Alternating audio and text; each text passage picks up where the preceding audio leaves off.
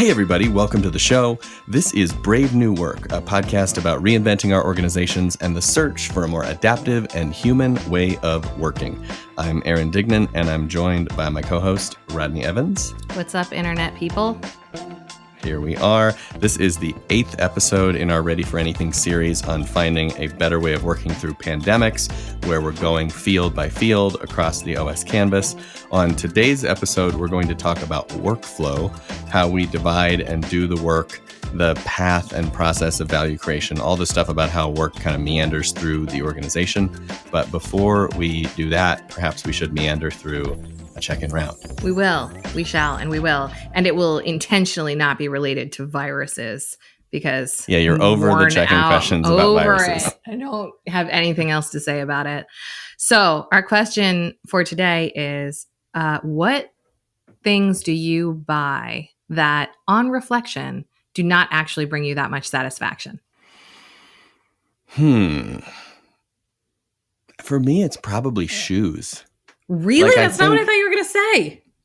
Yeah, I think I don't do a lot of like flagrant spending on anything generally, but I often will buy a pair of shoes and be like, this is the one. Like, these are the ones that are going to make me look like a professional. I'm going to wear these with a blazer. Like, something's going to happen. And it never does. Like, I just end up wearing the same all-bird pull-on slippers every day I can get away with it. Yeah. My immediate question is, a professional what? That's, well, fair enough. I don't know. A gentleman scholar. Sure. A gentleman and a scholar.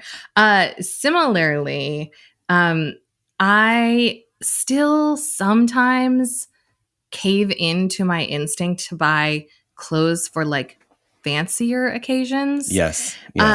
When my husband and I lived in New York, his parents live in Manhattan, and we did a fair amount of fancy things. And so I actually needed fancy clothes. Galas really at a time that I couldn't afford fancy clothes, I needed them. And then around the time that I could buy the things that I wanted, I no longer had anywhere to wear them.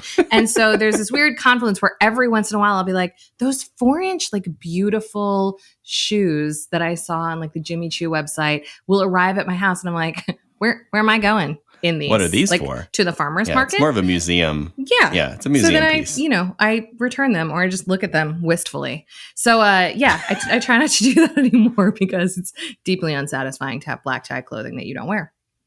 I have long proposed to Britt, my wife, that we put a date we bought something on every item that comes in the house. And if we haven't touched it in a year after that, it goes away. And she has shot that down. Oh, that's a terrible idea. What if you want it later? What if black tie becomes my new like farmer's market, If you haven't done it in a calendar year, I don't think it's super likely to get dusted off. I'm not sure. When I was a kid, my mom, who was like a chronic purger of things from our home, would like take out a box of the attic of my childhood like drawings and say, if you can't name 3 things in this box, I'm throwing the entire thing away. That's dark. I know, man. I have some attachment like issues. So like dating my possessions is not a thing that is happening in this house. Okay. All right. Well, it's not happening in mine either. So I don't. Excellent. I don't Solidarity, Britt. Yeah. All right. So today's topic is not condoing your house. It's actually workflow. And so what I'd like to ask you is workflow just a fancy name for process, or is there something else that we should talk about here? Well, I think there's a lot of overlap there for sure. Maybe I should go back and edit the book and make it more straightforward. I think of workflow as the way work moves through a system. And so process can be part of that, but process could also include other things that we want to check on or do or validate that has less to do with like how the work moves and more with how the work gets done. So, a checklist about validating security or something like that might be a little bit more in the processy space. But yeah, I think it's a fair question. There's a lot of overlap there. I also worry about, does workflow overlap with structure? Because a lot of people will say, well, if my role says that my responsibilities are X, Y, and Z, and their role says that their responsibilities are A, B, and C, isn't that the workflow? Because I'm the developer and they're the designer. So, that's how the work flows. That's how we get it done. And I would say that in some cases that specifies how we divide the work, but not necessarily how it flows. And so my favorite example of this is you take a coffee shop which, well, you can't really go to a coffee shop right now, but if you have your, support your local coffee shop with an online order. But if you go to a coffee shop and you have a cashier and a barista, they both have really clear roles, right? The cashier takes orders and exchanges cash. The barista makes coffee. But what that hasn't answered for us is which happens first. Mm-hmm. And so I've actually been to coffee shops where first they take your order and you pay, then you get a coffee. And I've been to coffee shops where first you order your coffee and you get it, and then you pay. Yeah. And so that's workflow to me. And thinking through, like, why should that be? How many cashiers to how many baristas? What happens when we get overloaded? What happens when there's a big rush at the door? Like, does the workflow change or adapt? So that is just at a definitional level. What I'm thinking about is what's the interrelationship between roles and their purpose and their responsibilities and the way the work actually gets done, which, may include a process or may not, but it certainly needs to include some clarity about how that happens. Yeah. And when we do structure work, and if you all listen back to the structure episode, which was the first in this series, the number one principle that we are usually designing for is organizing around the work, structuring around the work. Yes. Most of the nonsense and frustration and tension that we see in organizations where the workflow thing is charged is that the workflow doesn't match the structure, and the structure is not organized around the workflow. And so there's just a lot of obstacles to getting things done. Yeah, totally. And I think that's super common, especially when we're organized functionally, where we say, all right, all the lawyers over there, all the marketers over there, all the designers over there. And then, well, that's not how we actually make anything. My running joke is if you send everybody home but the legal department, nothing gets done, right? Like they can't do anything by themselves. And what we generally find is that in more federated, more decentralized, more functionally integrated structures, you're able to get a lot more done because every unit can do their thing. They can right. The unit can, they can produce what they need to produce. And so, as an example, at Favi, one of the auto parts manufacturers that we talk about in the book, they have one factory space, but they organize it into mini factories around customers. And so there's like a Volvo customer and a Jaguar customer and a whatever. And each one of those has its own salesperson, its own customer service person, its own machinists, its own, logistics, like it's all there. And so if only the Volvo team comes in, they can make all the stuff Volvo needs for Volvo. And that's sort of there's a resilience in that essentially, because there's no dependency on the rest of the system, with the exception of they're a little bit dependent on sort of following the rules of the road, right? Like how do we share the assets? How do we share the facility? But they're not waiting on logistics to ship their stuff to a customer and waiting and tapping their watch and freaking out. Right. Which you see in tons of different kinds of organizations, even if there's not a physical product. It's like, who can launch the code? What are the security gates? Who is running the servers that it has to be deployed from? Is that in a different building or a different country or a different department? Like, these are the things that create tons and tons of friction. Especially now, because what you used to have is this informal network and this ability to get up and go to another desk and go to another department and go out to lunch and do all these other things to negotiate those handoffs and negotiate that collaboration. And now it's kind of like, it's just harder to have that happen serendipitously. It's harder to make that easy. Everybody's booked back to back to back to back to back in Zoom meetings. Like I have to imagine that people that are really functionally organized right now are feeling the stress of, how do I get this other function to do what I need them to do when I never get FaceTime? Right. Ever. For sure. Yeah. And now we're more reliant on things like roadmaps that are often static and that are not evolving even as life is evolving. And huge amounts of frustration and blockages. That's cool. Yeah, it's funny. I was thinking about this idea of like, how does, pandemonium, corona apocalypse mess with our workflow? And what occurred to me is it kind of messes with it in two ways, right? One is that we're now all effectively isolated units of one. And so anything that we're doing is going to be happening in this collaborative software space, which we're not necessarily that great at. And so that's one way that just like every handoff is a digital handoff. Every interaction is a digital interaction. Any kind of like team identity or semblance of unity is now a little bit messed with. And there's the really hilarious workflow interruption of working from home with family. So like the very literal meaning of like, I'm in the flow of work getting stuff done, and then I have to do an attention change and switch because my kid just came in and they have a problem with their homework. And now I'm doing a completely different function. Right. And so then I have to switch back. And so even like the simple act of individual workflow and being in a state of focus and, you know, working in a rhythm mentally is also disrupted. So you have this like weird internal individual disruption and then this sort of like systemic workflow disruption.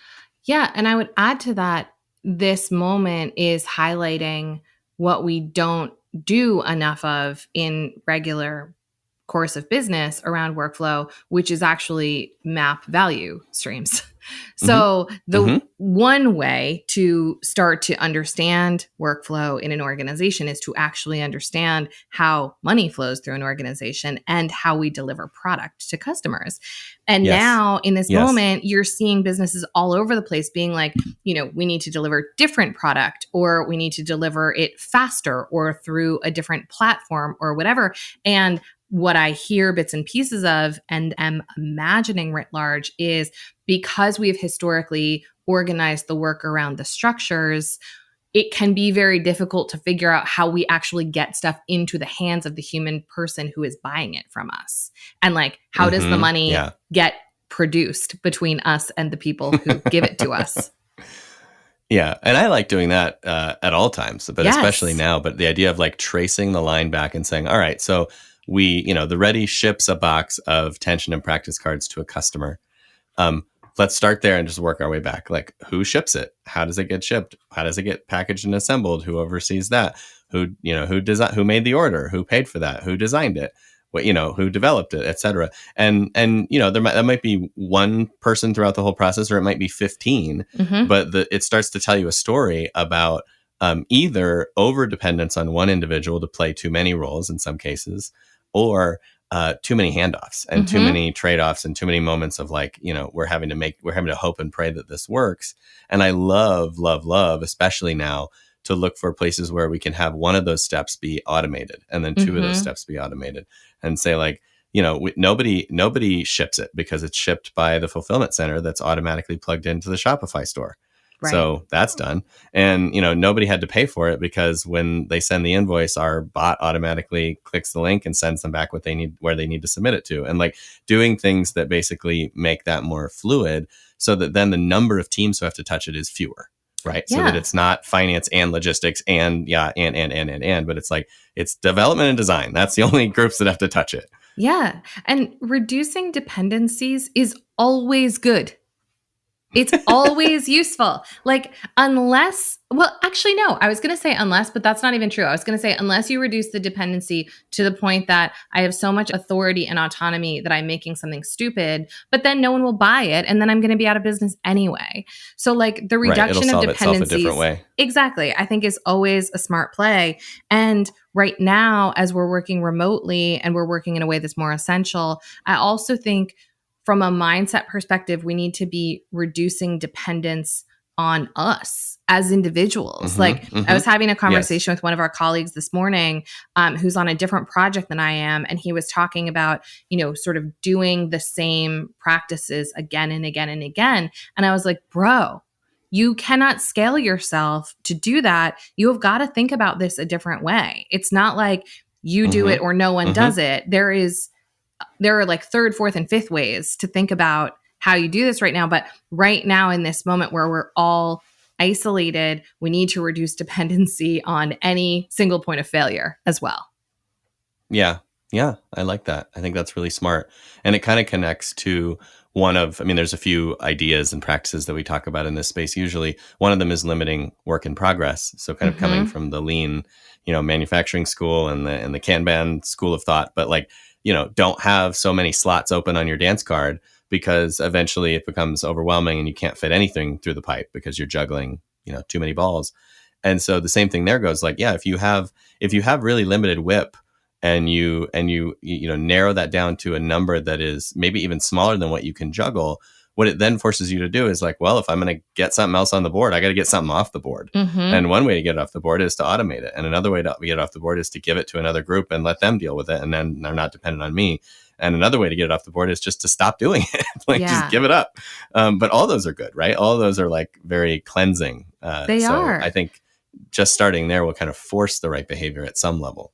Yeah. And this sort of leads into the sprint conversation, but someone said to me who was an agilist, I can't remember who it was, but he was explaining something about WIP to me, and he used the sort of phrasing of you can do 9 things for 9 months and have them all deliver, or you can do 1 thing each month for 9 months and have them all deliver. Which do you think is easier? And I was like, that's really logical to me. Like, it's all powerful. Our time and attention on a thing till it's done, then the next thing. Well, and the huge benefit from the second choice that you don't immediately think about is the first thing ships in 30 days. So we're going to have 8 months of data on that by the time we finish the 9th thing. Yep. And in the other scenario, we just get all the things at once, and we've wasted 9 months of data collection. And then we pray all those possibilities. Yeah, we pray that the market is still ready for the thing we thought was smart 9 months ago, and that it works really well. And I'm bad at this because I tell myself a lie about when things are needed. So I'm definitely someone that will talk myself into like, I have to do this and this and this because the time is now, like the market is now. And if I don't juggle, then I'll miss out on some magical opportunity or some mystical wave timing or moment. And to be fair, occasionally that's true, but it's very rarely true on the time cycle of months. It's usually true on the time of years, right? On a rhythm of years. Yeah. So, the idea that like waiting 3 months to do my next project that's all kind of just me being silly. It's funny though, because it's like we all have our own like carrots and sticks that are self-applied, right? Like your paranoia is like the market is moving against me, and my paranoia is like, if I don't do this right now, am I not conscientious? And it's like, we all bring our own nonsense to the party. Baggage. But the reality for anyone, no matter what your rationalization is you can't do 9 things at once and do them super well. So knock it off. Mm-hmm. Yeah, that's cool. And it does connect to sprints because sprints are one of these other concepts we talk about in workflow a lot, where we say break the work up and ship at the end of an interval and make that interval short enough that you have to like trim down the scope. So ship weekly or ship every 2 weeks, as they do in a lot of agile software practices, somewhere in that neighborhood, as opposed to shipping once every 9 months. And what I like about that is it kind of forces you to get something out there, which means you can move on to the next thing. Mm-hmm. And so one of the things I really like about Basecamp, for example, is they talk a lot about how they will do, I think they do 8-week rhythms or something like that. And so you do an 8-week ship, and then they put whatever they just shipped down and they don't touch it again for the next 8 weeks. Mm-hmm. So it automatically forces like a flip in work in progress where it's like, all right, we shipped that stuff. Let's let that breathe. Let's find out what the story the data tells us. And let's do another set of stuff. Mm-hmm. And then when we get that stuff done, then if we want to go back to A, B, and C, we can. But we've had like some space. And I think that's one of the things I really miss is sometimes I just get too close to the work. And so being able to go like 8 weeks without touching, the new course or the new software or the new whatever is like really healthy to just get that perspective. Yeah. I also think it just creates a level of specificity. I've like been in this, specificity K-hole recently because I've realized how much chaos and tension that is created at work is just because we are not specific in our we're just not way clear. Of like talking about things, and people refuse to write stuff down the way that they should. And so in that they refuse. In that murkiness is like a lot of room for assumption and negotiation and nonsense. And the way that I see that show up in sprints is I've been coaching a team that's relatively new to some ways of working, and they, like a lot of teams are prone to do in their doing column, rather than really articulating something that was like a bite-sized nugget, they want to articulate the overarching project and then put checklists inside of it. And that creates a lot of frustration for them because week after week, it doesn't move. It just like sits in the doing column and they give some updates on what's happened, but they don't get the sense of momentum and progress of like sliding things to the right that other teams get when you actually chunk the work down into a sprint that is only going to take the amount of time or less time as the length of the agreed upon sprint window. I love that. Yeah, I've been going to the grocery store once a week, or once every 10 days or something, as most of us have, to like live off whatever I can scrounge with my mask and my gloves. And one of the things I noticed is like I can fit 8 bags in the car, and I take the trip every 8 to 10 days. Mm-hmm. And so that's my whip limit. That's your and whip that's limit. my sprint. Right. And my sprint is clear. So it's like, all right, what are we going to learn in the next 10 days? Well, it turns out we don't eat that much deli meat. Yeah. You know what I mean? And what have I learned? And so when I go, it's like I have to optimize for both those things. I really like that. Like it just gets you, if you can, one of the things that's interesting about it actually that's making me a better grocery shopper is that it's consistent. Mm-hmm. And in my normal life, it's kind of like whenever the hell I feel like it. I just wander down to the grocery store and pick up a little bit of this, maybe just dinner for tonight, maybe some fish. And so I never really got to know what was going on in the house. Yeah. And now it's like, all right, there are 8 bags every 8 to 10 days. Like I know what's up. And it's very weird. Well, I feel like a thing you're highlighting that is interesting to me is that you are perfectly illustrating why people inside of their jobs are hesitant to focus on the how. And it's like, before this moment, grocery shopping was not one of your jobs. It was just a thing that like you did and Britt did because people have to eat. And so it just happens. And it happens on Tuesday or Saturday morning or one week it gets delivered and like, who knows? It just happens and nobody's ever starved. And so that was good enough. And that was good enough until now where you were like, that is not good enough anymore because we have all these constraints that we have to think about. Right. And like, if you talk to Ed, my husband, who actually like is professionally grocery shopping long before pandemonium, like Ed goes to the grocery store the same day every week because it's when the shipment of this thing comes in the best produce. And like, you know, he does not appreciate my intuitive shopping free jazz style because there's a way to do it. But the point of that is just, it's the same way in companies. We're in the work and we're doing the work and we're moving it forward. And so we don't want to stop and say, how is this workflow working for us? Can we really fit more than 8 bags in this trunk? Or should we think about this a bit differently? And so I feel like, you know, what you're illustrating is like what we all need to do about all of our jobs, not certainly not none of them. Yeah, no, I totally agree. I think that it's the work. And what's interesting is that to your point, when there are new constraints or new challenges, it turns like a nice to have into a must have. And so that's what we're sitting with is basically like you could probably get away with a lot of slop in your workflow in the past because there was a lot of buffer and a lot of room for negotiation and a lot of room for manipulation and all those other things. And now there kind of isn't. Right. And so it's time to, you know, get it right. Or if at a minimum, if you can't get it right, get it on a rhythm of iteration and sprinting and limitation where it's going to get better over time. And you can sort of figure that out. And I have seen, for what it's worth, a huge range of approaches here where, you know, ranging from like, we're barely keeping the lights on to restaurants that have like the whole workflow streamlined with who's going to touch it, how many times, and what place area does it get put on outside the door for hands, you know, for contact-free pickup. And like, they've got the whole, and I'm just like, those people are playing the workflow game. Yes. And everybody else is just like hoping that someone orders dinner tonight. Yes. And I go back to the ones that feel like they have their, you know, S together. Yes. Oh, are we abbreviating cursing now? I like that. That's new. Well, remember, we're trying to be clean for the Ready for Anything series exclusively. I've just adapted. I don't You're need just abbreviations. assuming. Oh, you don't even need it. All right. No. Fine. I have a whole new, very clean language for 4 more You do episodes. And then I'll be back. And then it's going to be full Scottish sailor. Filthy up in here. So let's talk a little bit about the handoffs. So we've talked about optimizing our own workflows and thinking about the how of that.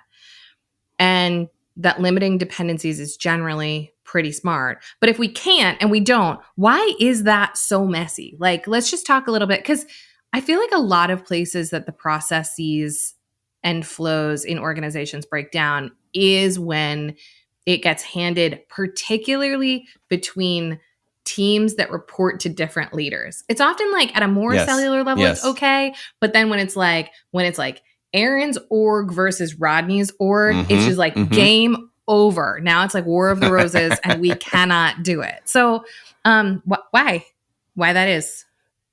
So I think the handoffs problem mostly derives from issues of prioritization and control.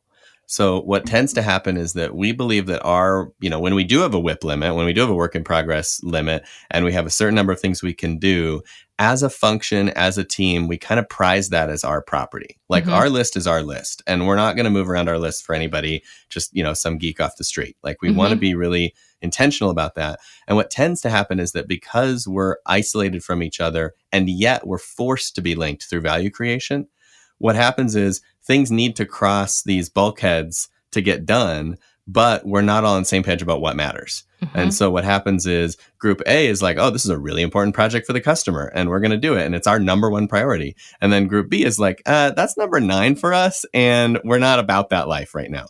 And so then you have this problem of like, oh, the handoff is really what's broken. Well, I don't know that it is. I actually think the dealing with prioritization and some of the stuff we talked about in strategy earlier and resource allocation is actually more at fault. And so one of the things that I have recommended in the past that I think is helpful is, especially in a moment where maybe handoffs are critical or in a relationship between two parties where handoffs are really tenuous, is when we create new things that we know are going to have to cross party lines, we charter them together. So there's some measure of like, we're all bought in that these 10 things are going to happen this sprint or this quarter or this year or whatever.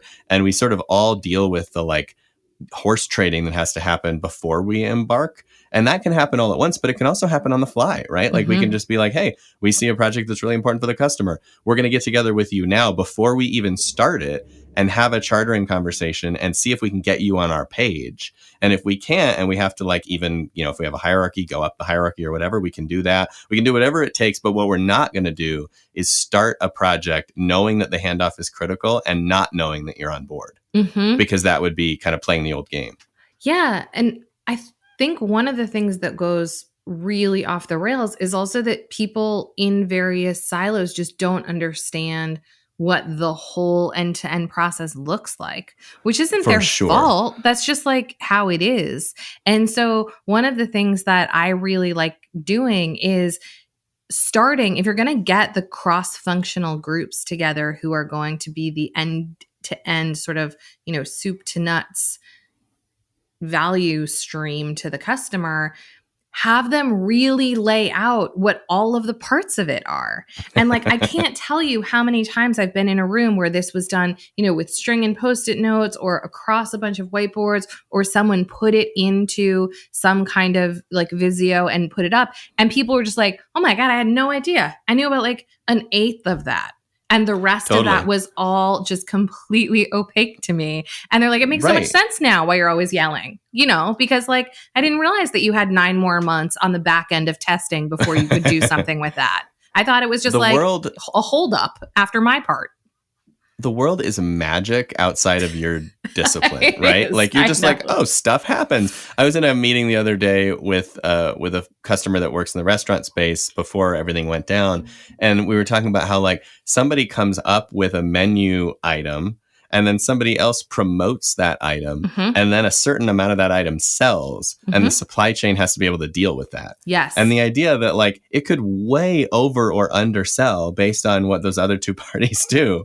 And neither of them really has to think about that, right? Like you're just like, yeah, we'll make an artichoke salad in March and supply chain will figure it out. You know what I mean? And it's like, maybe they will, but maybe artichokes don't grow then. Or maybe, or maybe if you move it up on the menu 3 positions, you blow out the supply by like 10x. So it is cool to really see and hear from the different disciplines that are involved. And while you're there, you can obviously try to remove some dependencies. And even if you can't, you can get that kind of empathy, that systemic empathy that I think leads to just better negotiation about those handoffs. Right. And then do the role work. That's like, okay, this is my bit and your bit and I decide this and you decide that and I'm accountable for this.